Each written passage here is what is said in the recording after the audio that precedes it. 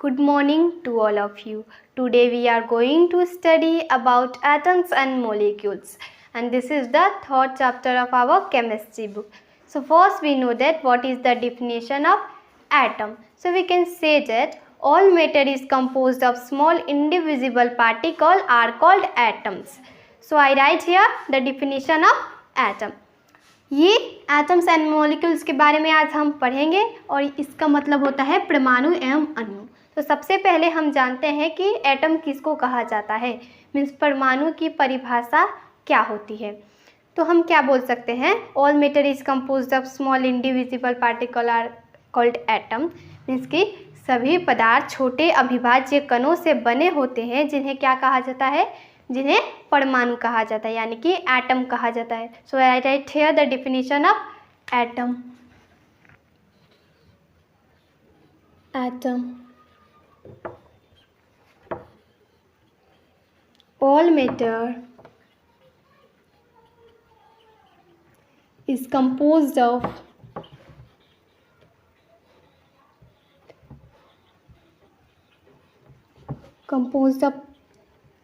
small indivisible particle.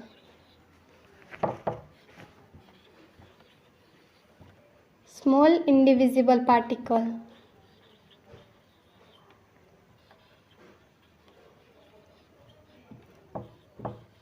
are called atoms.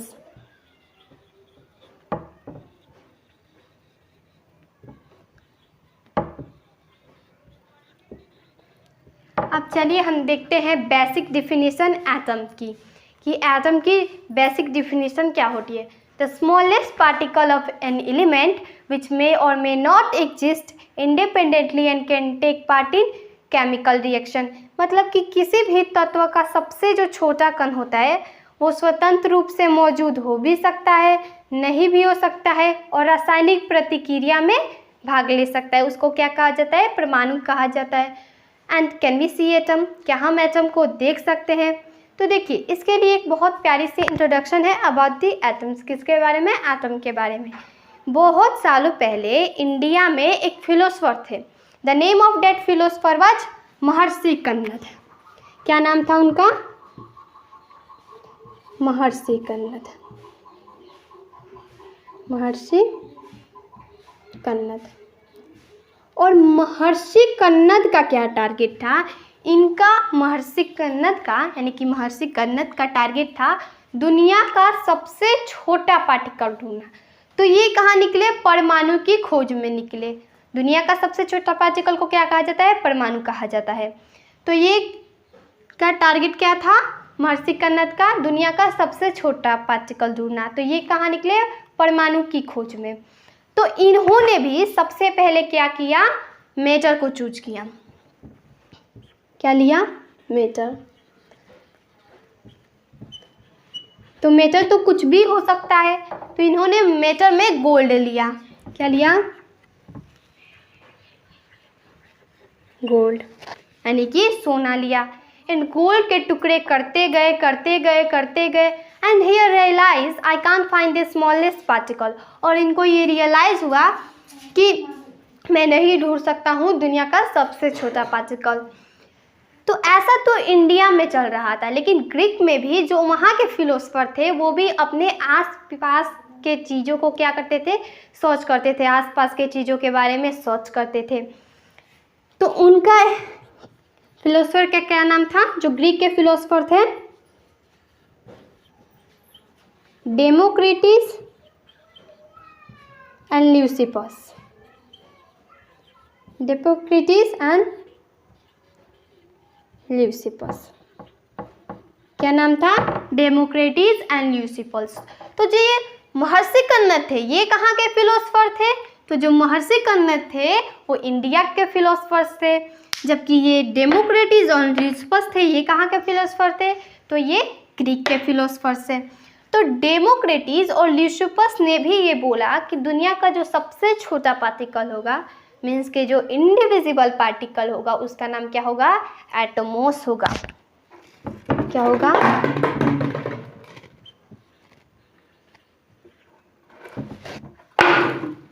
Atmos. तो जो Democritus और ल्यूसिपस थे, इन्होंने क्या कहा कि जो दुनिया का सबसे छोटा पार्टिकल, जो इनडिविजिबल पार्टिकल होगा, उसका क्या नाम होगा? एटमोस। और इसी एटमोस को जॉन डेल्टन नाम के साइंटिस्ट ने एटम बोल दिया। क्या नाम था उस साइंटिस्ट का? John Dalton. जॉन डेल्टन ने क्या बोल दिया? इसी एटमोस को एटम बोल दिया। और इसी के बारे में आज हम पढ़ेंगे। तो एटम को एटम नाम किसने दिया? तो जॉन डेल्टन ने दिया। किसने दिया? जॉन डेल्टन नाम के साइंटिस्ट ने दिया। चलिए अब बात करते हैं हम एटम के साइज के बारे में।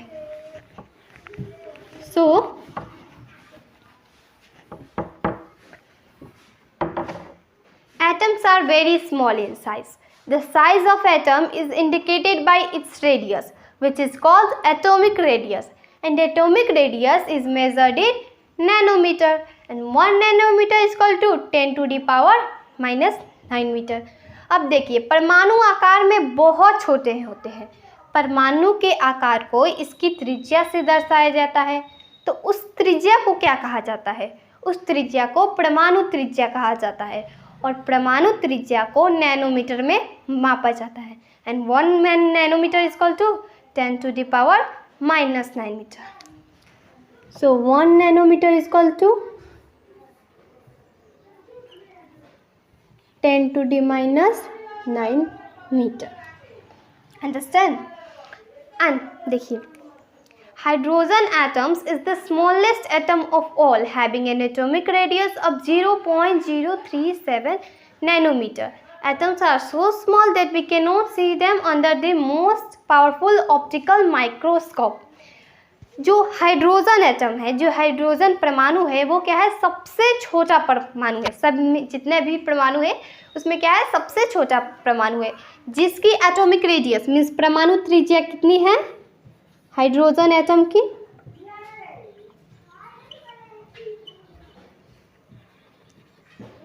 हाइड्रोजन एटम की एटॉमिक रेडियस कितनी है? परमाणु त्रिज्या कितनी है? 0.037 nanometre. And 1 nanometre is equal to 10 to the power minus 9 metre. तो जो हाइड्रोजन एटम है, इसकी एटॉमिक रेडियस कितनी है? 0.037 nanometre. And atoms are so small that we can not see them under the most powerful optical microscope. अब परमाणु इतने छोटे होते हैं कि उन्हें हम मोस्ट पावरफुल ऑप्टिकल माइक्रोस्कोप के तहत भी नहीं देख सकते हैं। एंड हाउ डू एटम्स एकर? परमाणु कैसे होते हैं? They exist in combination with the atoms of same element और अनदर एलिमेंट। वे एक ही तत्व या किसी अन्य तत्व के संयोजन में मौजूद होते हैं। जैसे कि एग्जाम्पल के लिए एग्जाम्पल लीजिए O2। अब ये जो O2 है, यहाँ पे क्या आ गया? CO2। ये किसी और एलिमेंट के संयोजन में मौजूद हो गया। एंड यहाँ पे एक और एग्जाम्पल ले लीजिए H2O। अब यहाँ पे भी जो O है, ये कई सारे एलिमेंट्स के संयोजन में मौजूद है। They exist in combination of the atom of the same element और अनदर एलिमेंट। जैसे कि लोग होते हैं, कई लोग अकेला रहना पसंद करते हैं, कई लोग साथ में रहना पसंद करते हैं। तो इसी तरीके से जो एटम होते हैं उसके बारे में भी होता है। The atoms of only a few elements called noble gases such as helium, neon, krypton, etc., which are chemically unreactive and exist in free state. देखिए, जो कुछ तत्व के जो परमाणु होते हैं वो क्या होते हैं? बहुत अक्रियशील होते हैं। जैसे कि हीलियम हो गया, नियॉन हो गया, आर्गन। और इनको क्या कहा जाता है? इनको उत्कृष्ट गैसेस कहा जाता है। क्या कहा जाता है? उत्कृष्ट गैसेस, यानी कि नोबल गैसेस कहा जाता है, उत्कृष्ट गैसेस कहा जाता है। और ये रासायनिक रूप से बहुत अक्रियाशील होते हैं और कहाँ पे एग्जिस्ट करते हैं? फ्री स्टेट में एग्जिस्ट करते हैं। जैसे कि एग्जाम्पल मैंने दिया आपको, हीलियम हो गया, नियॉन हो गया। तो इनको क्या कहा जाता है? नोबल गैसेस कहा जाता है, उत्कृष्ट गैसेस कहा जाता है। क्या कहा जाता है? Noble gases. The most of the elements are very reactive and do not exist in free state. जो ज़्यादातर क्या होते हैं, जो ज़्यादातर एलिमेंट्स के एटम होते हैं, जो ज़्यादातर तत्व के परमाणु होते हैं वो क्या होते हैं, बहुत प्रतिक्रियाशील होते हैं और कहाँ मौजूद नहीं होते हैं, फ्री स्टेट में मौजूद नहीं होते हैं। They do not exist in the free state. कहाँ एग्जिस्ट नहीं होते हैं, फ्री स्टेट में। तो ज़्यादातर होते हैं, बहुत कम जो मतलब गैसेस होते हैं, वो जो गैसेस के एटम होते हैं वो कहाँ एग्जिस्ट करते हैं, फ्री स्टेट में। लेकिन जो ज़्यादातर गैस एलिमेंट्स के एटम होते हैं वो कहाँ एग्जिस्ट करते हैं, फ्री स्टेट में एग्जिस्ट नहीं करते हैं। जैसे कि एंड हावी कैन वी सी एटम, क्या हम एटम को देख सकते हैं? तो मैंने जैसे आपको बताया कि बहुत छोटा होता है परमाणु आकार में। हाइड्रोजन एटम सबसे छोटा है जिसकी परमाणु त्रिज्या कितनी है, 0.037 नैनोमीटर है। अब चलिए बात करते हैं कि जैसे कि मैंने आपको बताया कि बहुत छोटा होता है, क्या होता है, परमाणु सबसे छोटा है। लेकिन परमाणु में भी पार्टिकल होते हैं, बहुत छोटे छोटे पार्टिकल होते हैं परमाणु में भी। उन्हें क्या कहा जाता है, सब एटॉमिक पार्टिकल्स ऑफ एटम कहा जाता है। क्या कहा जाता है,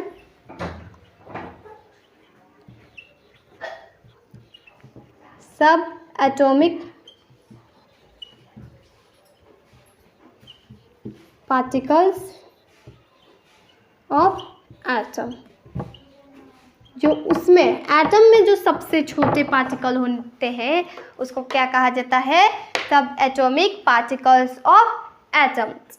और वो क्या क्या होते हैं जो एक एटम होते हैं? तो देखिए, एक होते हैं प्रोटॉन्स, एक होते हैं neutrons, protons, neutrons and electrons. ये क्या करते हैं, एक एटम को फॉर्म करते हैं। दैट कहते हैं फॉर्म ए एटम। ये एटम को एक फॉर्म करते हैं। वो कौन कौन से होते हैं, प्रोटॉन, न्यूट्रॉन्स एंड इलेक्ट्रॉन्स। तो देखिए, अब ये जो प्रोटॉन है इसके पास मैं आपको पहले से बता रही हूँ कि क्या रहता है, प्लस चार्ज रहता है। क्या रहता है, प्लस चार्ज। और ये जो न्यूट्रॉन्स होता है इसके पास क्या होता है, चार्जलेस होता है, मीन्स कोई चार्ज ही नहीं होता है। तो इसके पास क्या होता है, नो चार्ज, कोई चार्ज नहीं होता है। एंड जो ये इलेक्ट्रॉन है इसके पास क्या होता है, इसके पास माइनस चार्ज होता है। क्या होता है, माइनस चार्ज। तो प्रोटॉन्स के पास क्या होते हैं, प्लस चार्ज, न्यूट्रॉन्स के पास no charge means chargeless, and electron के पास माइनस चार्ज। एक एग्जाम्पल से समझिए।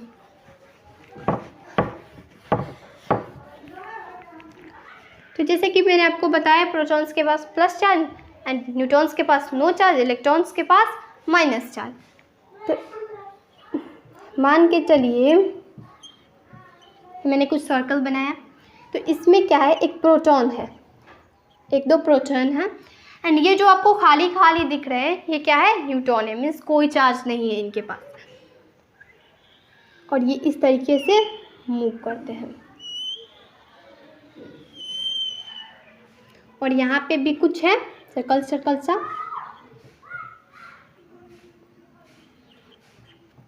देखिए, इसके पास क्या होता है, माइनस चार्ज, इसलिए क्या है, इलेक्ट्रॉन है।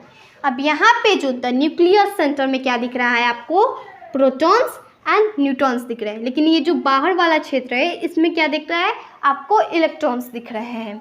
तो सेंटर न्यूक्लियस में आपको क्या दिख रहा है, इस सेंटर में क्या दिख रहा है, आपको दिख रहे होंगे कि प्रोटॉन्स एंड न्यूट्रॉन्स,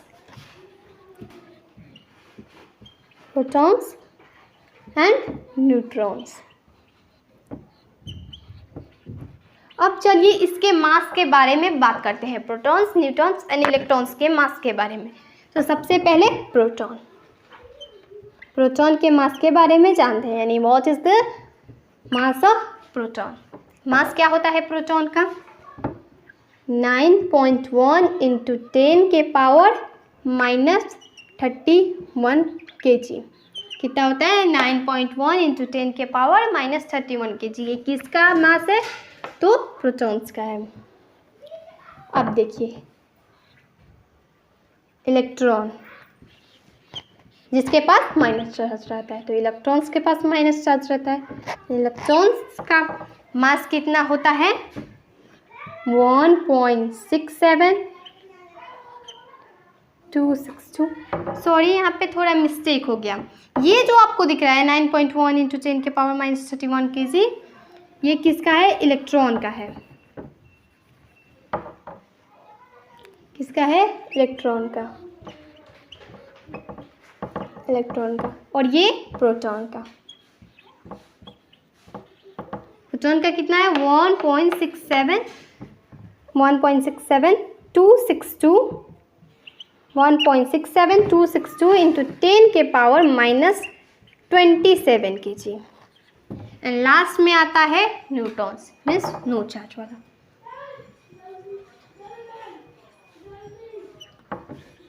न्यूटॉन्स के पास क्या होता है? नो चार्ज, मीन्स चार्जलेस होता है।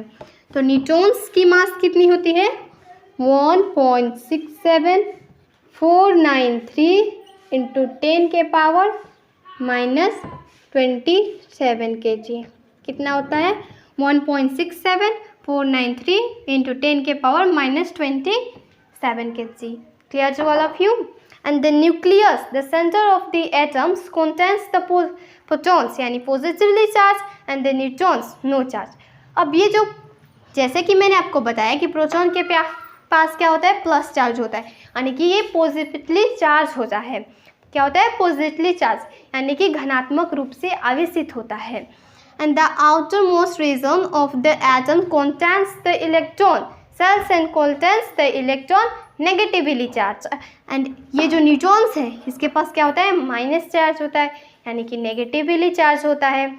तो नेगेटिवली चार्ज का मतलब होता है ये ऋणात्मक रूप से आवेशित होता है, इसके पास कोई आवेश नहीं होता है, ये क्या होता है? ऋणात्मक रूप से आवेशित होता है। Clear to all of you? And देखिए हम कैसे रिप्रेजेंट करते हैं, how to represent atom. Atom को हम कैसे रिप्रेजेंट करें, जैसे कि मैंने बताया द थ्री मैन जो एक क्या करते हैं? एटम को रिप्रेजेंट करते हैं। वो कौन कौन से हैं? Protons, neutrons and electrons. कौन कौन से हैं? Protons, neutrons and electrons. तो देखिए इसको हम रिप्रेजेंट कैसे करते हैं।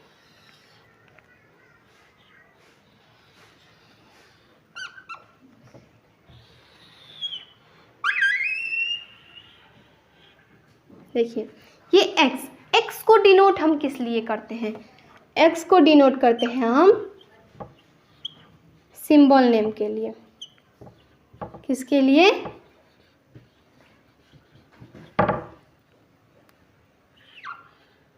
सिंबल नेम के लिए। एक्स को डिनोट करते हैं किसके लिए? सिंबल नेम के लिए।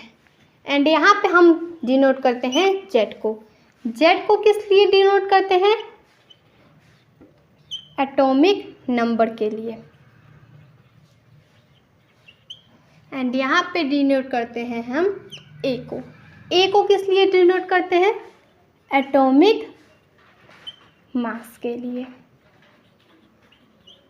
तो एक्स को डिनोट करते हैं सिंबल नेम के लिए, ए को डिनोट करते हैं एटॉमिक मास के लिए, एंड जेड को डिनोट करते हैं एटॉमिक नंबर के लिए। And here our video ends and we'll do more thing about this chapter, means atoms and molecules, in the next video. Thank you.